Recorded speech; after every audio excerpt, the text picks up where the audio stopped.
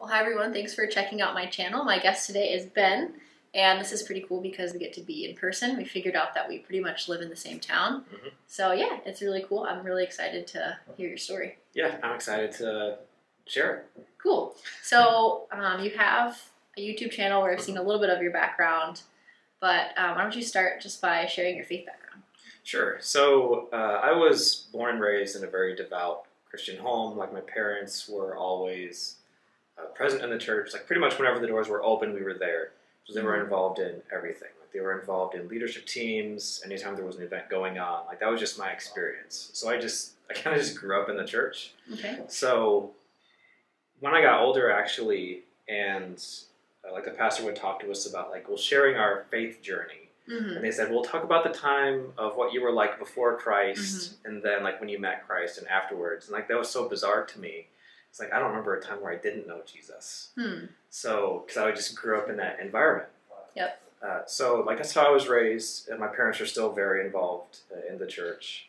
And specifically like the Church of the Nazarene is what I grew up in. Like everyone in my family is a part of it. Okay. So I was aware of like other denominations. Like I had friends who were like Reformed and Baptists and Calvinists, and even some friends who were Catholic.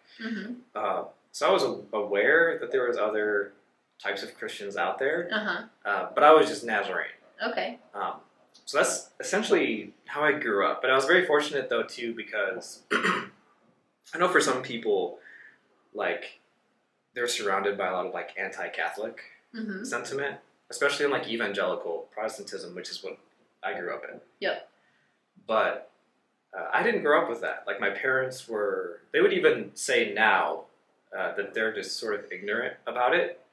So that was my experience too. Okay. So even though like I had Catholic friends, the only thing I really knew was something about Ash Wednesday and something about a pope. Okay. That's pretty much it. And I'm sure I've heard like anti-Catholic rhetoric when I was at church. Yep. But I never had any myself. I was just sort of neutral on the subject. Okay. Yeah. So that sort of describes essentially my personal faith background. Okay. So I'm trying to think if I want to ask you about when you became interested in Catholicism, or have you talk about your, becoming an ordained minister. So I guess what's the timeline there of how all of that played out? Yeah. So funny enough, it kind of coincided a little bit in terms of like when I started studying for ministry, my interest in Catholicism were kind of at the same time. Okay. So after I graduated high school, a few years after that, I felt called to ministry. So I started, discerning that and pursuing that. And I said, yeah, I think God's calling me to ministry within the Church of the Nazarene. So then I went to Olivet Nazarene University, which is in Illinois. Okay. And I started taking classes. So my undergrad was in biblical studies. Then I did master's work in family ministry. And up until that point, I was still, up until going to school, I was still very ignorant of Catholicism. But in a lot of my classes, I'm very grateful my professors were excellent. Okay. Like biblical scholars and like church historians. So I was having some contact with Catholic thought. Okay. So like the history of the church, a little bit about the Deuterocanon, some Catholic theology, even like in my pastoral ministry classes, a lot of times we would reference like things that priests have said, or even I think certain like Catholic dogmas and doctrines to sort of like maybe fill in the gaps a little bit of like things that are lacking within the Church of the Nazarene's articulation. Okay. So like we read like Henry Nouwen, for example. We read some of his works. So he was a Catholic priest. So like In the Name of Jesus, we read that. We read another one on compassion. I think that's the title of it, actually, Compassion. Okay. So in that way, I was exposed to a lot of Catholic thought, and I was really attracted to it.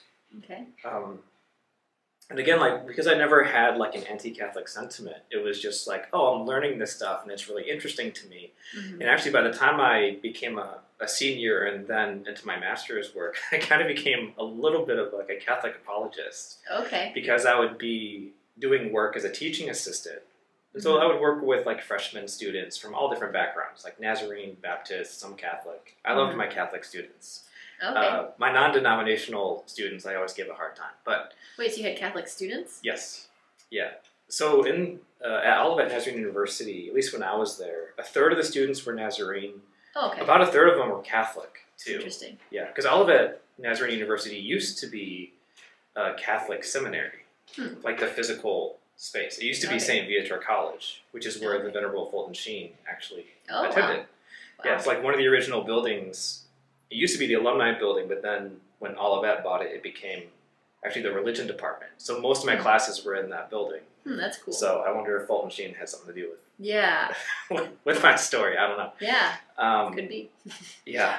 So like when I would teach like essential Christian things, like church history, or even like going through the Apostles' Creed, it usually came up in some form or another, something about Catholicism. And some students were totally anti-Catholic. They're like, well, Catholics aren't Christian. I would say, actually, they're the original Christians. So you better watch out.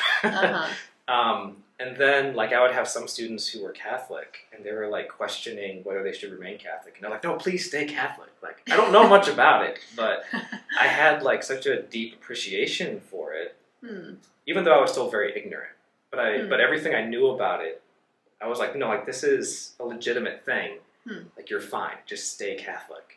And then to people who were, I wonder if they're like, what's like, but you're Nazarene.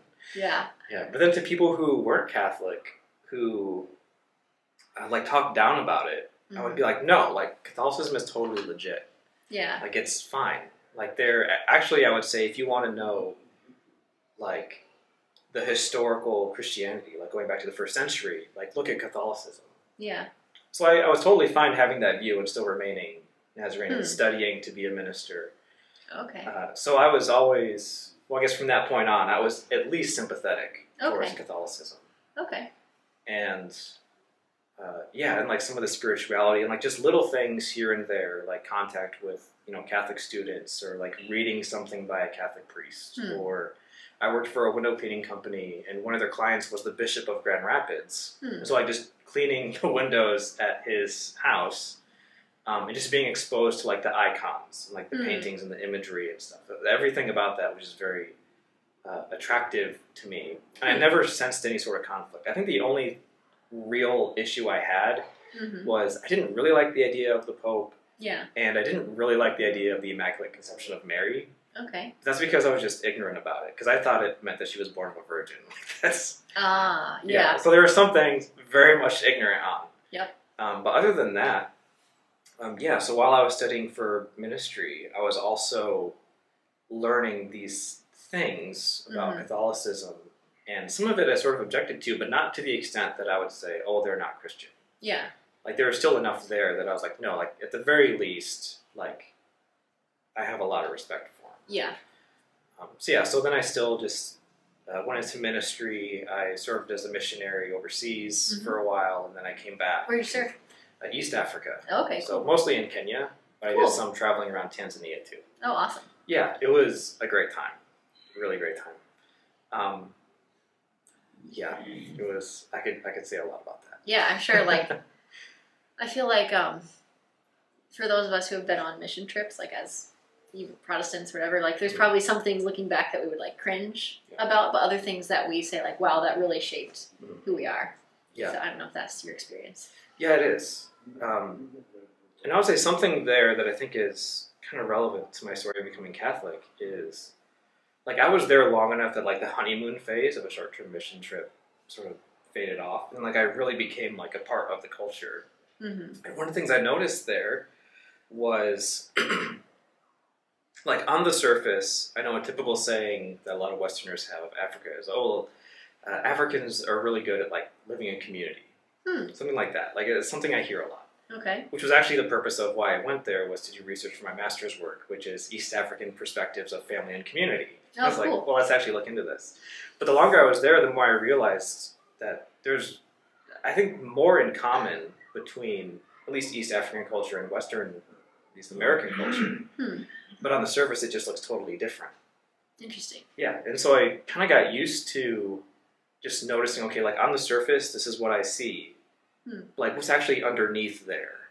And, like, what is that actually representing? And when I got to that level, I realized it's actually not that dissimilar from, like, what we do. So a good example here is, like, ancestor veneration. Okay. Some people call it ancestor worship. Yep. Like these practices within various African communities where, like if you have a relative who passes away, or like an ancestor who's, you know, far removed, like you still like communicate their stories, you show a lot of reverence to them. You Yep. even might have some practices where like people will set aside a portion of their food, Okay. like Yep. just sort of as an offering type Yep. deal. And on the surface, we look at that and like, oh, this seems like worship. It's like, Yep. but look at what we do with our ancestors. Mhm. Like we place flowers at their tombstone. Like we leave gifts there and sometimes Oh pictures. yeah, that is and, true. like how some people Huh. treat urns, like if they keep the ashes of Yep. a relative. Yeah. And even some things that we say like, oh, well, they're not really dead if they're with you in your heart. Like, Yeah. It's actually not that different from like the actual, like what's actually going on in some African cultures. So that actually played a part then with investigating sort of Catholic theology. Because again, like on the surface, from a Protestant perspective, Catholic theology seems very much out there. But then when you start digging beneath that, it's like, okay, but what do these things actually mean? And then that's when I started to notice it's actually not that different from like Protestant views. It's just a misunderstanding of what like the symbols and the terms mean. Yeah. Like the Immaculate Conception. Like I just totally misunderstood what that meant. Yeah. But then when I actually investigated it, I was like, yeah, that makes sense. Yeah. I can see that. Yeah. Did you find that like, well, I guess you didn't have much bias about Catholicism going in, but I don't know if you found that like letting the Catholics speak for themselves, like when you looked at what they were actually saying, you know, it was different than maybe someone else who isn't Catholic, but that is trying to explain it. Like so I feel like it's important to let the people who actually believe the thing vouch for it, I guess, and explain it because, just in my experience, sometimes it was kind of, if I had listened to other voices about what Catholicism was, they often were not accurate relative to what it was. Right. No, and that's definitely true. It's something that Mike Gendron is a good example of this, of someone who seems like he's communicating what Catholics believe, but he's not. He's like totally missing the boat. And it's not just him, but he's just a good example of it because a lot of people are familiar with him. And a lot of people are influenced by him. But yeah, like that was something that I had to start training myself to do too. Yeah. And it's, when you're not familiar with like where to look for like what Catholics actually believe, it's really easy to get misled because there's a lot of people who claim, oh, this is what Catholics believe. Yeah. And it's sort of true, but also just totally misses the mark. Gotcha. Or they might reference, like James White, for example, he references a lot of like Catholic authors as though they're authoritative and accurately representing Catholicism. Okay. But a lot of them that he references just aren't. Like they're outliers. Okay. Like he might talk about like Father James Martin, for example. Yeah. It's like, oh, well, he says that, therefore that's what Catholics believe. And it's like, that's not how it works. Yeah. So, but you're right. Like letting the Catholic voices speak for themselves. Is a huge thing. Gotcha. Yeah. All right. So you went on your mission. You did this type of mission and your education. So then, kind of, what happened next? Right. Sorry. So I noticed I was becoming, or I was more on the journey towards Catholicism while I was pastoring that small church. When I started to really wrestle with, like, what's the church service about? Because that's like most of what I did. Yeah. Like, you know, the resources in a church, at least a Protestant church, a lot of times are geared towards like that Sunday morning worship service. Yep. And I just started wrestling with like, what are we doing? Like, what is this about? Like, I understand we have songs, we have prayers. I give like a 20-minute lecture because I'm not long-winded. Okay. At least I tried not to be. I'm like, but is that really it? Like, is it greater than the sum of its parts? Or is it really just the sum of its parts? Like, because what is happening there that can't be replicated better, or at least at the same level, like somewhere else? Yeah. And this is something I explain a little bit more in my videos on my channel, The Closet Catholic. Yes. If you want to look it up. And I just became very frustrated because I realized there wasn't really more there. That's all it was. Like it really was just, we show up, we pray, we sing, we have some scripture reading, we have an exposition of the word. Sometimes we have communion, but for us that's more just a symbol, and we say Christ is present in some sense, but whatever. Yeah. But then you can just throw away the elements and it's no big deal. So, and that's when I started looking at, because I knew like, okay, Catholicism is more historic, So maybe I'll look there. Maybe they got something going on there. And also like Eastern Orthodoxy. And I became very drawn to that. I was like, okay, there's something there that's not here. And I don't see it anywhere within Protestantism, except maybe like High Church Anglicanism or Lutheran. So that's the point when I started, maybe not so much becoming Catholic, but I was becoming not Protestant, if that makes sense. Like sort of recognizing, yeah, there's something lacking here that I feel is necessary for the Christian faith. But I have to figure out what that is. And so that kind of set me on the track towards Catholicism. Yeah. May I ask, was it difficult to kind of like, be at the, what do you call it? What do you call it? The pulpit. Yeah. The lectern, pulpit, whatever. Yeah. Was it hard to like maybe present one image from the pulpit? But, like, did you have to like be like, can't say that Catholic thing? Like, did you have to? Yeah, I had some of those moments for sure. And it was tough too because sometimes I would just sneak things in because I would like quote the church fathers. I started doing a lot of that. Yeah. Okay. And I had a real hard time reconciling like the doctrine of a denomination that started just over 100 years ago. Yeah. Like something that Augustine said. Yep. So I would like sneak some things in there. Sometimes like I did have to censor myself.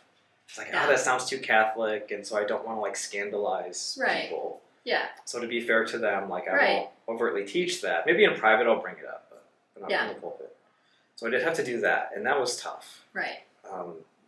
In fact, I think one of the last sermons I gave, which was around here, it was actually over in Chelsea, was on communion.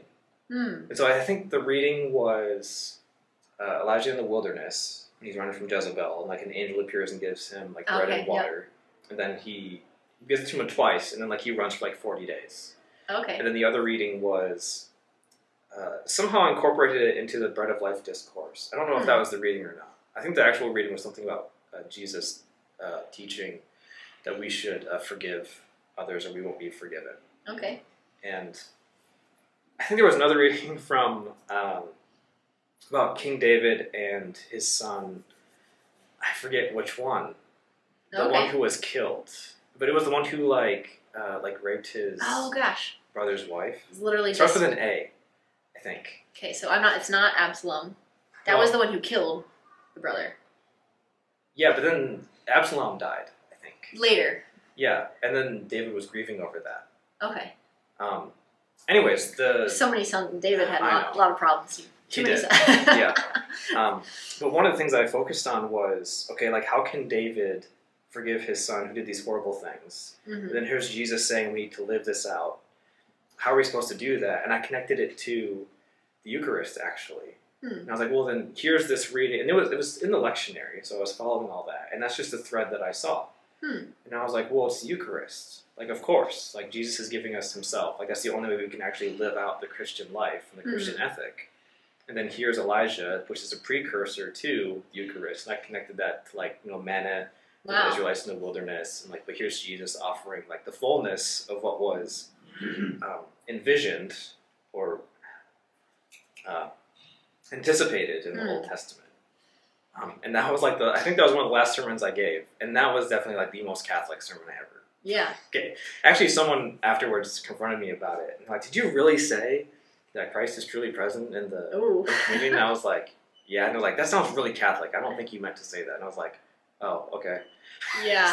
And then actually after that point, I stopped taking communion at the church. Because I was, at that point, it just clicked with me. And I was like, yeah, like there is something about the Eucharist. I don't really get it. Yeah. Like I understand, body, blood, soul, divinity. I don't get it. Yeah. But I recognize there's something happening at Catholic and Orthodox churches that isn't happening here. And at that point, I was like, I can't take communion anymore. Okay, wow. So that was about a little over a year ago. Wow. Okay. Yeah. Okay, so you were a pastor at one point, but then you were then not a pastor, at least not practicing ministry. So what was probably kind of a rocky year, I'm guessing, but what was the process from getting from at the pulpit at Church of the Nazarene Church to becoming Catholic? Yeah, so I was kind of fortunate because when I moved down here, I became kind of like a staff pastor, but it wasn't a paid position for me because I was actually the director of a young adult ministry. Okay. So I was pretty independent. Okay. So I wasn't giving sermons every week. I wasn't super involved at the local church. Like that sermon I just mentioned, like I maybe gave like 4 sermons a year there. Oh, okay. So it was pretty rare. Okay. So, and actually what had happened was the leadership above me decided to pull funding from my ministry.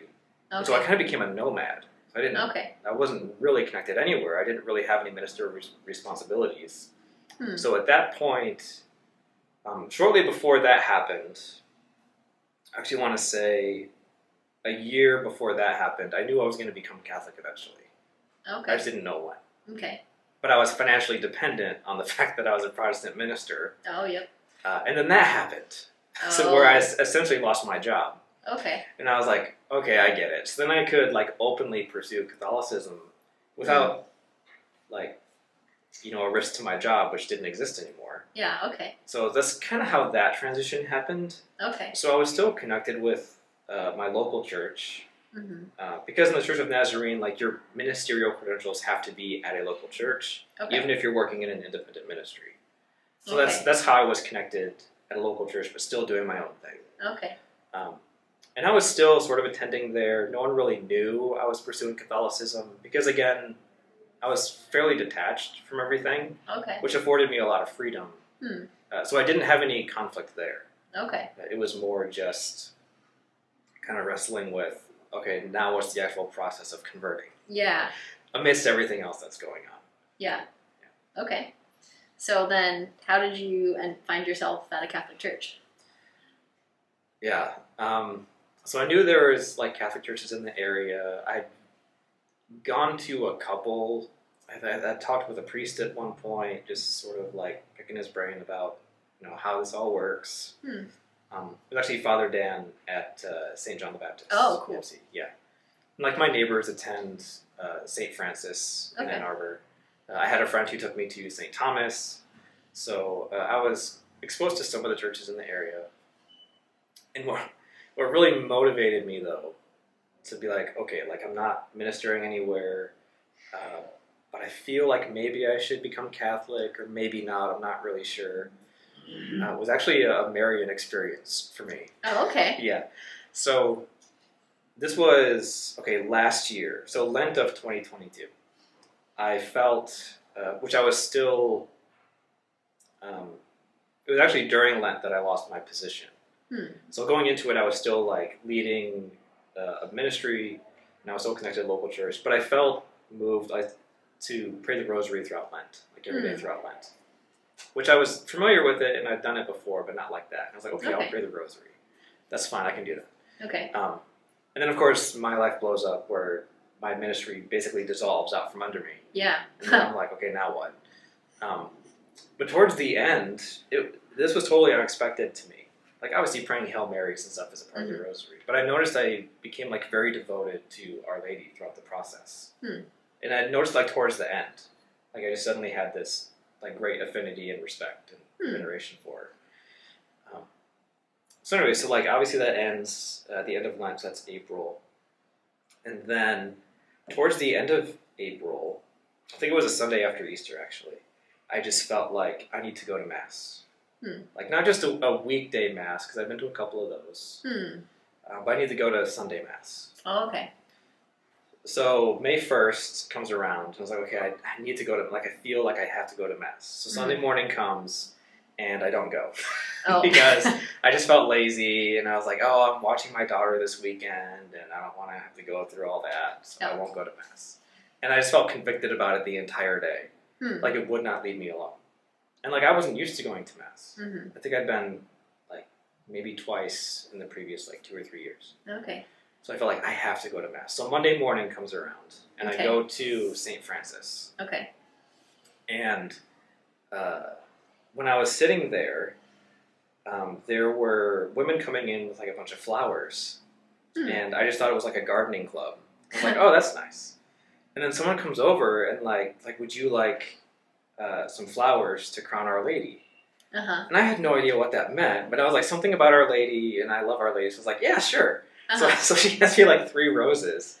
And I set them down, and then I'm like, wait, what am I supposed to do? Okay. So I learned 3 things that day. I'm totally ignorant about this. Is first, the month of May is is dedicated to our mother. Hmm. I didn't know that before.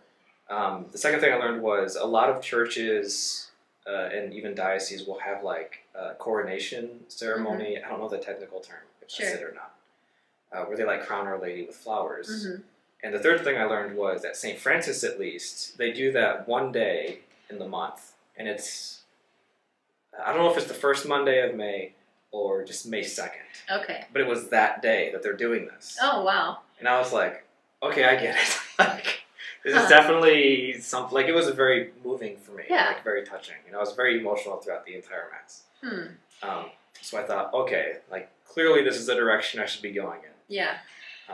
So that kind of motivated me to, like, start attending. So I think, but there was, you know, some other things going on too. You know, like different things with, like my relationship with the Church of the Nazarene, and like how things were handled with how my ministry dissolved, caused some issues. So I didn't start actually attending Mass until August. Okay. But once August came around, I started attending Christ the King Catholic Church in Ann Arbor, and then that's where, like, I started RCIA shortly after that, and then I was confirmed this Easter. Awesome. What was that like being confirmed? Or what was the Easter Vigil like? Oh my goodness. Just like... It was incredible. It was amazing. It was 3.5 hours, which apparently, even among like regular vigils, like that's a long one. Yeah, that's pretty long. Yeah, like even for Easter vigils, that's a long one. But it was great. I loved it the entire time. And it wasn't...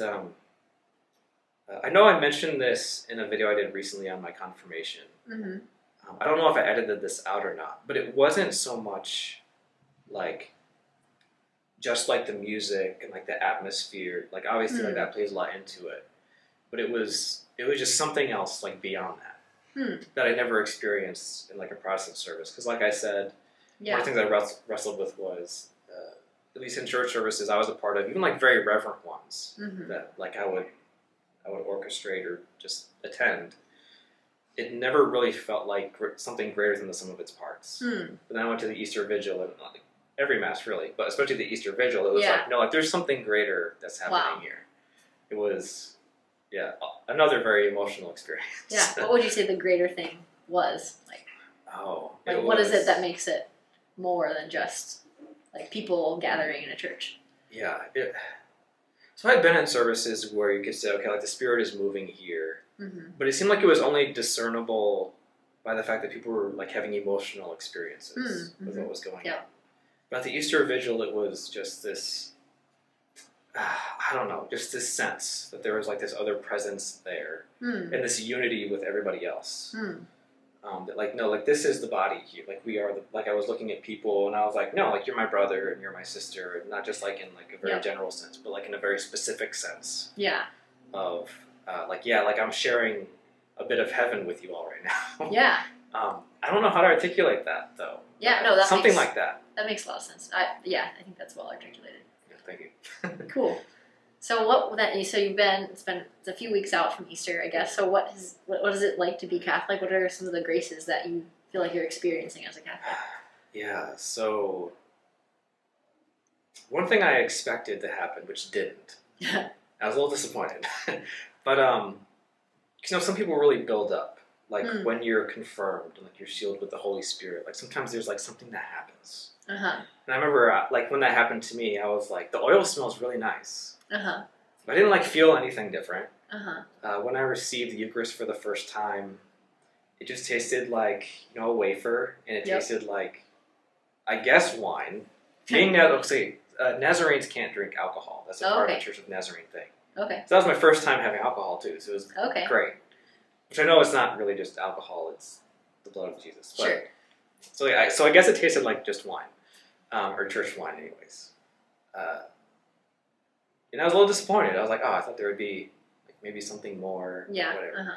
But then Easter Sunday comes around, and my wife and I go to be with her family. And like they're not Christian, they're not practicing Christians. And we go up there, and like the entire day, I was just overwhelmed by just this sense of like just joy, like that I hadn't experienced before. Like I would have moments where like looking back, I would say maybe that was joyful, but it was more just I was happy. Okay. Like this was like something deeper than that. It was like a joy that just came out of like nothing to do with my circumstances or anything. But it was like just a bit overwhelming. And like even just talking with her relatives, like I just loved being with them. Because it was just like this sense of like Jesus loves you. And like he's inside me now. Like in a real way. Wow. And so I love you. Like there was a moment where one of her relatives was complaining about like pain in her wrist. Like she had carpal tunnel. And I was just listening, and just all of a sudden it just hit me that God wanted to do something.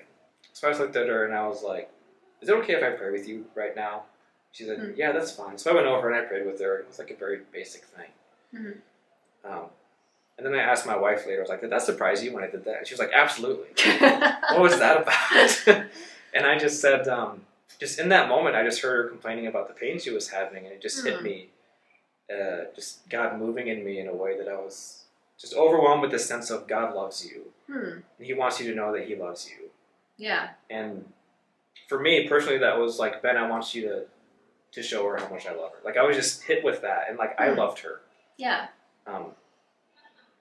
And this is going to sound bad. Even when I was a pastor, I wouldn't do stuff like that. Yeah. Like I would say like, oh, like I'll pray for you later, like on my own. And maybe I'll just say something encouraging to you now. But like I would never do that. So it was like stuff like that I just feel this, just something's different about me. Or like even today, it's like during Mass this morning, I was sitting before Mass started, and I sort of had, I believe it's Ambrose, who said, like, I believe, help my unbelief. Something like that. And I said, like, Jesus, I believe that you're in the Eucharist. I don't really understand all that. Like, I believe it. But sometimes, like, I really struggle with that. Just, like, help me to, I don't know, believe it better. Sure. Something like that. So, of course, like, I didn't know this going in, but, like, what were the readings today? The Gospel reading. Oh, yeah. Was the road to Emmaus, and then it was in the breaking of the bread that they realized that was Christ. Like, Christ is revealed in the breaking of the bread. And I was like, okay, a bit on the nose. Yeah. I get it now. And then, like, I go up to receive, and the song that's singing is, This is Jesus. It's a song about, I mean, you know, like, any sort of Eucharistic song is going to talk about it. But just it hit me different today. It was like, oh, this is Jesus. Like, this, like, he is the sacrament. Yeah. I was like, okay, thanks, God. Nice. But I guess that as an example, when you were talking about, like, grace. Yeah. I know in one of your videos, I believe, like, you sharing your story, you felt at one point like you were in a long-distance relationship with Jesus. Yeah. But then you became Catholic, and it was, like a more intimate experience. Yeah. I kind of feel like that's something I'm noticing myself, where before it was like I was dating Jesus, but now I feel like I'm married to him. That's probably going to sound super weird, but it's like when I was dating my wife, like I could kind of gauge like things that she would say or things that she would think or whatever. Like if we were, let's say, out to eat somewhere and like they messed up her order, like I could kind of get a sense of how she'd respond to that. But now that we've been married for a while, like, I don't even have to look at her to know, like, but she's going to be super annoyed by this. I even know what she's going to say. Like, it's just that, you know, that closeness, like that very, like, intimate closeness that's there. Yeah. It's kind of like a change I see now. Like, I just feel so much closer to Jesus and just experiencing him. Not that I wasn't close before, but it's like there was something blocking that. The only thing I could say that's different is, like, the Eucharist. Yeah. As like a definite marker of like, this is definitely something that changes your relationship. Yeah. Yeah. So I'd say like that's sort of a summary of some of the graces I'm experiencing so far. Yeah, and of course like you're like only just begun, so I'm sure like if I asked you that question in 5 years, you'd be like, oh gosh, like there's so much more. So yeah. Cool. Well, even, I don't know if you remember this, when you, Drew the Catholic, and I talked together, at one point, someone had mentioned, it might have been you, and you're like, oh, I love talking about my Catholic faith with other people. And then Drew said the same. And I said, I'm hoping that happens to me, because I don't really feel that great talking about Catholicism with like family members and stuff. I said, so maybe when I'm confirmed, that'll be different. And it is. Like right now, I'm like, I love talking about it. Like, I talked to my parents about it. They're probably sick of me talking about it at this point. But like even that was like a small thing. And I was like, yeah, that's nice. Like I love it. That's awesome. Yeah. Cool. Well, what advice would you give to someone that's maybe, like if someone said like, oh, why should I be interested in becoming Catholic, or I'm interested in becoming Catholic, like what should I do? What advice would you give to others who are... Yeah, I would say like what you had said earlier, which is like just listen to like what Catholics actually believe and like what they teach. Like try and get as close to the source as you can. So, I mean, a good place to start is obviously like the Catechism of the Catholic Church. Yep. Like that's going to give you, like you're going to be safe if you go there. Yeah. Like, just look at like what do they actually believe. Right. Like go to the source. Don't take someone's summary of it. Like actually read it. Yep. And even there, I would say be cautious in assuming even like that you understand what's being said, like certain terms. Like when Catholics use the word merit, for example. Yeah. I know in Mike Winger's videos, where he's like responding to Trent Horn, who's a Catholic apologist, he conflates merit with earning, and so it messes up his understanding of what Catholics mean by merit. Yeah. So like even something like that, like try not to assume so much when you're investigating Catholic teaching. Yep. Like try to dig a little deeper, and when you come across points of like, well, that doesn't seem scriptural, like just look into that a little bit more. And just sort of try and shed and recognize like your own presuppositions that are occurring in the process that can get in the way. Because that did happen with me a lot. Yeah. Where like I would read something that like was in the Catechism even, I'd be like, oh well, I don't agree with that, and it's just because I misunderstood like what was trying to be communicated. But then when I actually understood it, like that makes sense. That makes sense. Yeah, so that would be my advice is. Just be willing to listen to what the Catholic Church actually teaches, and be careful of your own assumptions. Yeah, that's good advice. Cool. Well, tell everybody a little bit about your YouTube channel that you have as well. Yeah, so my YouTube channel is called The Closet Catholic, where I started it just sort of to chronicle my journey, because it was before I even started RCIA. So I list there in more detail like the major things I wrestled with, which were worship, authority, history, and even like the biblical canon. Like the four main things that really made me become Catholic. But then I also have like other videos, and I'm in the middle of switching what I'm doing. I'm still trying to figure it out. But yeah, so I'm trying to approach Catholicism at a more basic level for people who are also closet Catholics, who might be interested, but they're not really sure, like, what does all this mean? Okay. So I'm still tweaking that right now. Okay. But that's essentially what my channel is. Cool. Awesome. Well, this has been a really fun conversation, and I always get really fired up hearing just how awesome it is to be Catholic from someone else's experience. So yeah, thanks so much for sharing your story, and thanks everyone for watching. Yeah, thanks for having me.